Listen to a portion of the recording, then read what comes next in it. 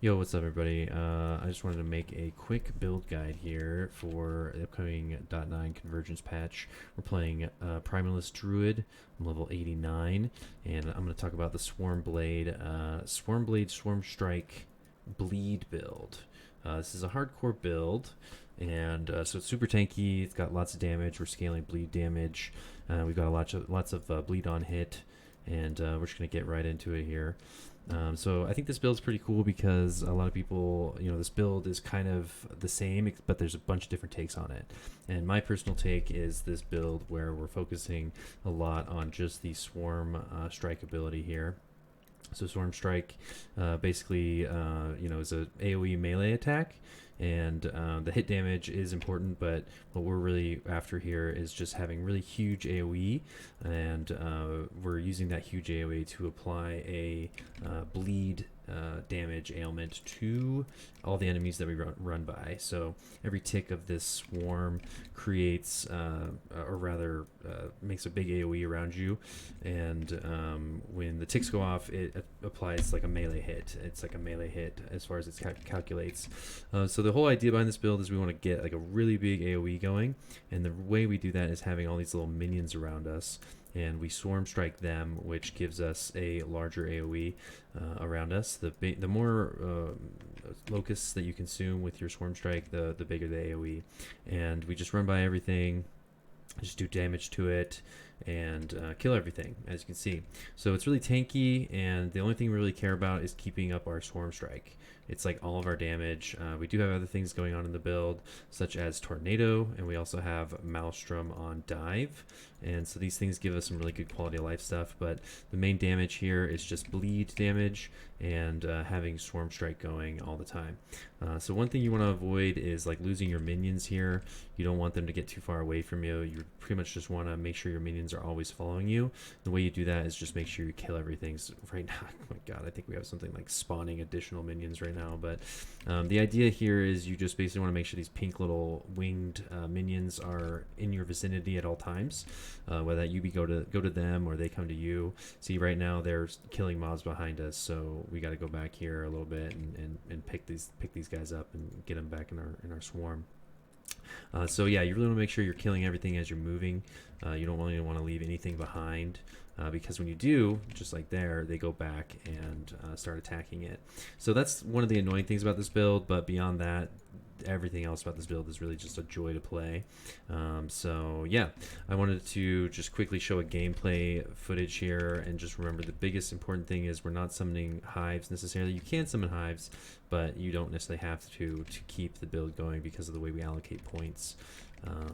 Anyway, so let's jump out of here really quick, and I'll go over skills and gear really fast. We're just basically getting as much bleed on hit as we can. We're using armor as one of our main damage layers because we're getting hit by everything. Of course, we're trying to get as much attunement and vitality as possible. Stats aren't necessarily important here. The most important thing is just physical damage, bleed chance, because those are going to be like our big damage scalers. Defense-wise, you want to get as much endurance and threshold as possible. Actually, I'm over the cap right now. I need more health in my build. I only have 2k health, which 20%, I'm well over my cap here. But you want to get this up to 60%. Have your crit avoidance going on. You want to be, course, res capped, and just get as much armor as possible, as much health as possible. The build allocation is, so we're using, or rather the point allocation for the skills, we're using SwarmBlade form, and we want to stay in SwarmBlade form as much as possible, so we're getting the Carnage for Rage on Hit with Swarm Strike. I believe every single tick of Swarm Strike as it spins around you does proc this. However, it might just be the first hit on a enemy, and like the second and third hit on the same enemy won't give you rage. That is probably more likely, but and then you also have this for rage gain on hit, and these points are going to be pretty much identical in .9, so we're going to get this first and then come over here and get these at some point, but you really want to get this first because it's going to be effective for that ability, Serpent Strike. And then you come down here and get these over here. This is going to give us Water Strider, so that's proccing our Maelstrom when we use Dive. Get a little bit more armor here. And then the biggest part of this build that I don't think a lot of people are utilizing is this Hive Mind. It releases locusts as your SwarmBlade or your Swarm Strike is going on, so that that makes it easier for you to maintain your Swarm Strike as you're moving along, because you don't have to summon the hives and be sort of bound to the hives. And this is going to completely change. This is totally revamped, and I'll have a link to Last Epoch tools so you can check out how I allocate my points here.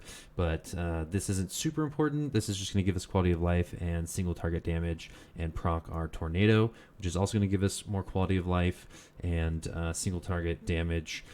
Some AOE damage. It's just kind of cool and fun, really, I think. Maelstrom also just, mainly we're just going here for Cyclone, which is giving us global physical damage for the skill, so it's actually increasing based off our physical damage, and then stun chance per stack, which is really, really good. And then, yeah, this is giving us Frenzy at 6 or more stacks, which is just 20% more cast and attack speed, just a nice quality of life there. So again, check the stats, or check Last Epoch tool for how I allocate those points exactly. And then Thorns here, we're using a two-handed weapon, so we got it for free, and then doing the on hit pathway here so that it activates on hit, so we don't have to worry about casting it. And then Thorn Barrier to get some extra armor. We're getting these 4 points for recast chance, and then we're also just making that armor shield a little bit more effective. So that's how we spend those. But yeah, basically all the damage from this build just comes from the AOE Swarm Strike. And so you're just going to Swarm Strike when you're around your locusts. You'll kind of dive around, and then on the single target, you're going to use Serpent Strike as your AOE is spinning around you. And so anyway, with the gear allocation and stats and whatnot, the biggest important thing is making sure you have this two-handed axe in the in-game phase. Make sure you have chance on bleed, or chance to bleed on hit, and physical damage. For the chest, you absolutely need the +2 SwarmBlade form points. That's absolute requirement. And then I like to get increased aspect of the board duration, because in our points and then these things you can see in the builder also revolve kind of around that same stuff. But in our passives here, we're gonna go pick up Beastmaster Boarheart. Really, really good defensive layer, and it also scales our damage, which is pretty insane. So details in the Last Epoch tool builder. I just wanted to do a quick build on this. It's a super, super fun build. Or quick guide, excuse me. Super fun build, very, very tanky, very high, damage on the bleed stacks. Single target damage is fantastic because of the armor shred and the, bleed stacks getting higher and higher. And yeah, it's just really fun to play. So I hope you guys enjoy, and good luck in Convergence.